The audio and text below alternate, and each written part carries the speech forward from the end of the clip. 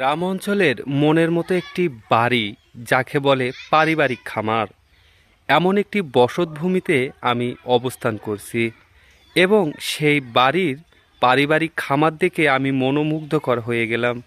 অবশ্যই উন্নতির ক্ষেত্রে সংসার থেকে কিভাবে স্বাবলম্বন হওয়া যায় সেই বিষয়টি স্বচক্ষে দেখব। এটি হচ্ছে একটি গরু রাখার গোয়ালঘর এবং পাশে রয়েছে গোখাদ্য অর্থাৎ পলপালা এবং আরেক সাইডে রয়েছে বসার জায়গা, অর্থাৎ এখানে বসে সব দিকে নজর রাখা যায়। তার পাশে রয়েছে একটি বকরি রাখার জায়গা এবং রয়েছে মুরগি পালনের ঘর এবং রয়েছে ছোট্ট একটি ভ্যান গাড়ি, যেখানে গোবর বা সংসারের কাজে ব্যবহার হয়ে থাকে। এবং এই গ্রাম অঞ্চলেই খুব একটি গাড়ি, সেটি হচ্ছে হ্যারো অর্থাৎ ইঞ্জিন চালিত গাড়ি। এটি দিয়ে গ্রাম অঞ্চলে চাষাবাদ করা হয় এবং আর্থিকভাবে লাভবান হওয়া যায়। এবং পাশে রয়েছে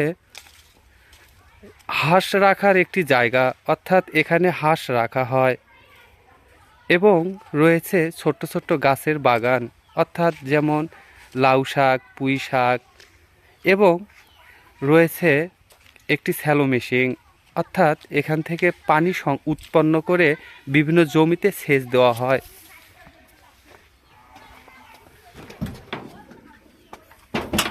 এই যে স্যালো মেশিন এবং বাড়ির একপাশে রয়েছে সুন্দর একটি রাস্তা। এই রাস্তা দিয়ে গ্রামের পথ ধরে এই বাড়িতে আসা যায়।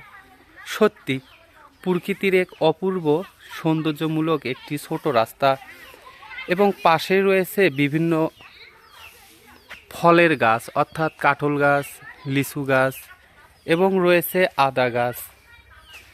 এবং সবচাইতে বড় কথা হচ্ছে এখানে রয়েছে কবুতর পালন করারও একটি জায়গা। দেখেন মনোমুগ্ধকর একটি দৃশ্য। একটি গ্রাম অঞ্চলের বাড়িতে কিভাবে সংসার থেকে লাভবান হওয়া যায় এটি একটি স্বচক্ষের প্রমাণ। এবং এই এই এখানেই তার রয়েছে ব্যক্তিগত বাড়ি। দেখুন বাড়িটির সৌন্দর্যও যেন অপূরণীয়, খুবই সুন্দর একটি বাড়ি। এত কিছু বলার কথা হচ্ছে, গ্রাম অঞ্চলের মানুষেরা সংসারমুখী হয়ে থাকে, এটি হচ্ছে তাদের আয় উন্নতির প্রধান কাজ এবং এভাবেই একটি বাড়ি সাজানো উচিত, তাহলে সে লাভবান হবে। ধন্যবাদ এতক্ষণ সাথে থাকার জন্য।